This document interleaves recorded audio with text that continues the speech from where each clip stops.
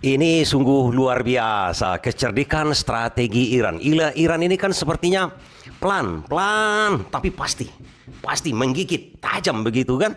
Sehingga membuat si Raja Popo ini lama-lama ditinggalkan oleh para penjilatnya.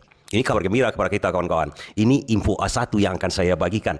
Para penjilat Trump sekarang berbalik mengencingi si Raja Popo ini. Ini luar biasa ini. Ini berkat apa? Berkat kecerdikan Iran. Kecerdikan Iran. Namanya kecerdikan strategi. Ada dua macam kan?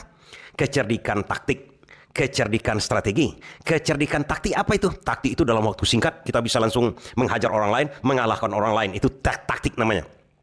Tapi kalau strategi itu jangka lama, dan kalau strategi ini tingkat keberhasilan namanya sangat tinggi, sangat tinggi. Jarang yang gagal begitu kan. Dan sekarang kawan-kawan, saya akan bagikan bagaimana strategi dari Iran yang membuat si Trump ini kalang kabut sekarang. Tapi sebelumnya kan kita harus melihat juga sekarang. Iran itu kawan-kawan sekarang ini recovery akibat serangan dari Trump itu luar biasa cepatnya. Luar biasa cepatnya. Ini info A1.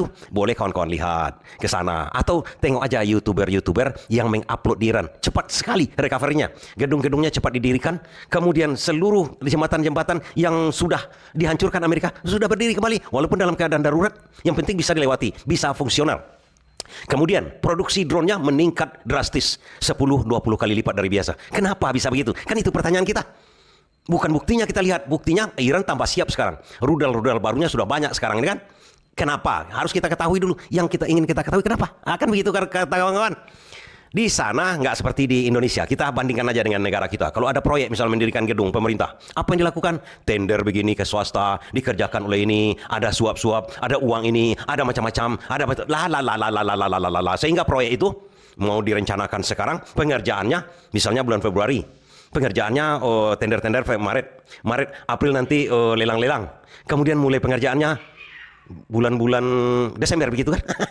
Atau November biar untuk menutup anggaran. Tapi kalau di Iran tidak. Mekanismenya ini kita lihat. Kalau di Indonesia kan ditenderkan harus ada anggarannya dulu. Nah, dilihat anggarannya. Di Iran tidak. Tidak, sama sekali tidak. Langsung dikerjakan. Jadi seperti begini kawan-kawan, ada pembuatan jembatan, gedung, atau proyek apapun. Langsung, detik ini langsung dikerjakan. Teknisinya ada, semua ahlinya ada, biayanya ada. Kok bisa begitu? Nah, harus kita telusuri dulu. Bagaimana sebenarnya anggaran belanja dari Iran itu sendiri? Dari mana uang mereka? Apakah mereka utang-utangi seperti kita? Apakah di sana ada korupsi? Ada juga korupsi sedikit, udah pasti ada. Tapi bagaimana caranya? Nah, kita ketahui kontur namanya, postur APBN, postur dari keuangan dari Iran. Dari mana sumber dananya mereka? Sumber dananya mereka itu dari hasil bumi. Kemudian perusahaan-perusahaan semuanya itu yang untuk konstruksi, untuk pembangunan, itu kepunyaan pemerintah. Yang bekerja, yang melakukan di situ adalah ASN semuanya.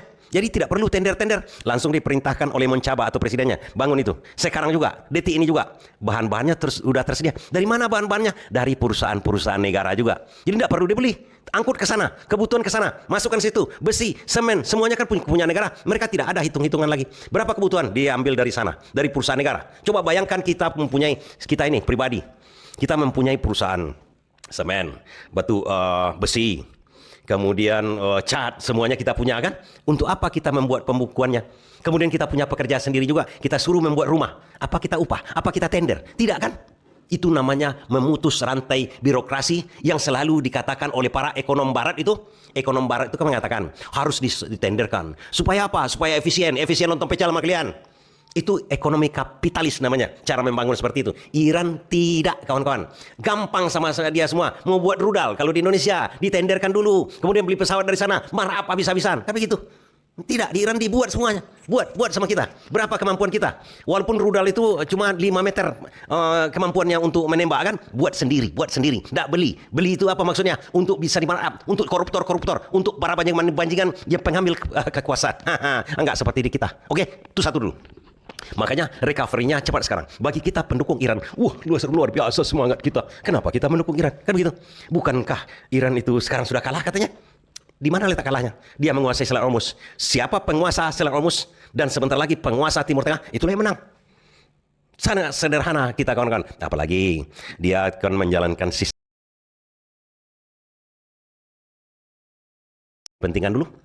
Apakah pemerintahannya secara Islam tidak kita dukung? Kita dukung juga, kawan-kawan. Dalam Islam, kawan-kawan, sumber daya alam itu harus dikuasai negara, diambil hasilnya oleh negara. Tidak boleh dikuasai oleh pribadi-pribadi, termasuk padang rumput katanya. Padang rumput itu apa? Kalau kita contohkan di sini, sawit yang besar-besar, konsesi yang besar-besar itu tidak boleh dikuasakan oleh perusahaan-perusahaan, tidak boleh diusahakan oleh perusahaan-perusahaan yang seharusnya dikuasai oleh negara. Dalam Islam juga begitu, sama dengan Undang-Undang Pasal 33 ini. Dan kenapa Iran itu cepat bisa merecovery negaranya? Gampang, karena pekerjanya, karena rakyat tidak ada menganggur. Tinggal disuruh kerja di sana kan, dikasih upah yang layak. Kan sangat sederhana, kawan-kawan. Memang betul-betul, kalau kita sudah memang kagum dari awal, bukan dari sekarang aja sebenarnya. Kalau orang yang pintar-pintar kan kagumnya dari dulu-dulu tuh. Sejak Iran mengerjai Amerika tahun 1979 kan.